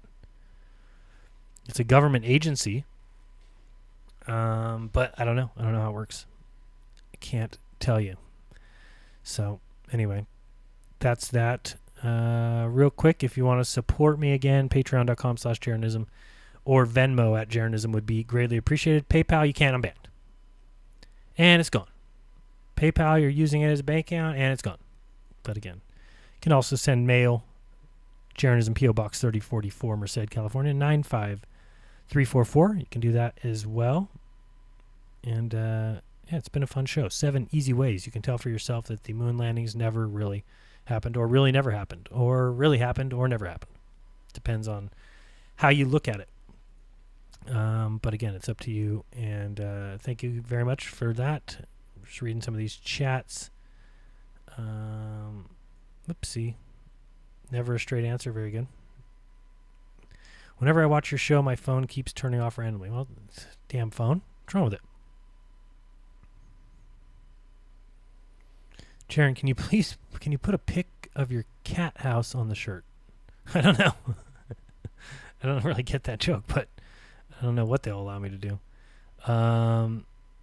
Bob just placed a link to Flattoberfest, so definitely check that out. Bob, you're going to be there, right? I know lots of people will be there. Rob Skiba, Mark Sargent. Barry Atkinson says there's Wi-Fi on Mars now. It's true. Starbucks will soon follow. Yep, within a week. Serving, though, mostly potatoes. So be careful on that. Is the truth still out there? I don't know. Hey, Mrs. in the house. Don't worry, I'm almost done, babe. Coming in a few minutes. Stop stealing Owen's analog Jupiter chat idea. Hey, you never know. I don't get very many letters, though. I certainly don't have time to open them up on the screen because I get maybe one letter every 2 weeks. So that wouldn't be a very good stream for me to pull that out and say, all right, here's the letter I got this week, and then read the very short letter and be like, that's it. So, but I do steal it. It was a good idea, and got to get it ready in case. You never know, in case shit goes down. Bob will be at Flattoberfest. Check it out. Get a room, you two. We do have a room, and we'll be getting it shortly. Thank you for that, though. I believe flat globe theory, just to be on the safe side. Oh, the flat globe theory? Well, yeah, I've heard some people say, could the Earth be a sphere that's much, much larger? I don't. There's no curve. I don't know. There's no bacon in space, so why go there? But there is burnt steak, so might be worth it. Heavy Metal Unicorn's going to send me some mail. Thank you very much. I appreciate it. And it's gone. What is that?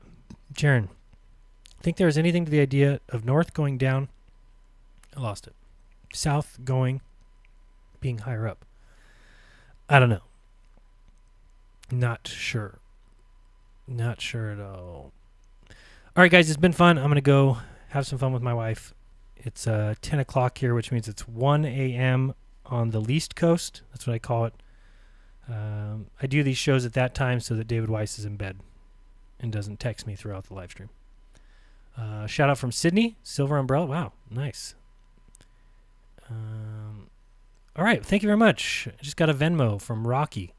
Says, great stream tonight. Was going to super chat you, but didn't want Google to take half. Well, that's close. They don't take quite half, but they do take 30%. So I appreciate that very much. Venmo takes nothing. Please, if you don't have Venmo, download it. Search at Jeranism and send me, 10 cents and just say hi. It'd be nice. Plain Reality said they're hiding how many subs you have. You've been at 146 subs for a couple months now. Yeah, that's true. Are they hiding it? I don't know. Whatever. You can't. What are you going to do? Justin Williams, thank you so much for your work. Hey, appreciate that. Thank you. Thanks for the shout out to Australia. Yeah, John Michael Fitzgerald. Australia is real, despite what the articles tell you about flat earthers, that we don't believe it's real just because one person one time said it. That's the kind of thing they have to do to discredit. Thank you, Joshua. No problem. Paraplegic Bear says water can't conform to a ball even if it's 3 million wide ball. True. Can't have upside down water. Not happening. Never a straight answer. No, never. NAA. So, Richard Hall's channel, where he gets a truth lie expert to analyze Armstrong's interview with Sir Patrick Moore, very revealing. Oh, definitely. I'm writing that down. Thank you. Richard D. Hall. Awesome. Flat Plain Oregon says, take care, Truthlings. Thanks for hosting. Much love. No problem. Thank you guys for being here. I know it's late in most areas. The only place it's not late is Hawaii. Hawaii, it's 7 p.m. So aloha to those in Hawaii. Bendy water, yep, it's a problem. No way a channel as big as yours will grow that slowly. Well, I don't know. I don't know.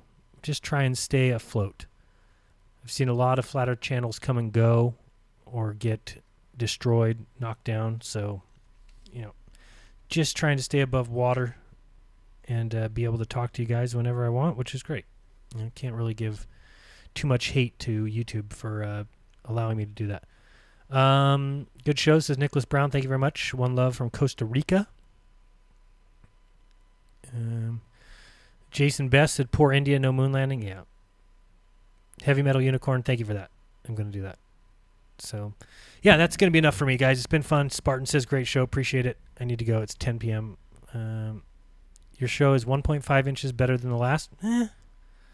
Probably 1.3 inches, but it is with millimeter precision that I'm able to say that. So let's land on Earth. So, guys, it's been fun. Thank you so much. I'm not going to give you all the links one more time. You know where to find me. You know how to support if you want. Subscribe if you're not. Like if you would. There's some 700 and something people watching and only 336 thumbs up. So I didn't give myself a thumbs up. Just did. 337 now. So give me a thumbs up if you will. If you didn't like the show, give me a thumbs down and go block me. You don't have to watch me anymore. That's how we police ourselves. It's easy. Try it. You'll love it. All right, guys, it's been fun. I remind you guys to do your own research because when you do, you'll never again believe what you've been taught. Till next time, see you soon. This has been Jeranism. Peace.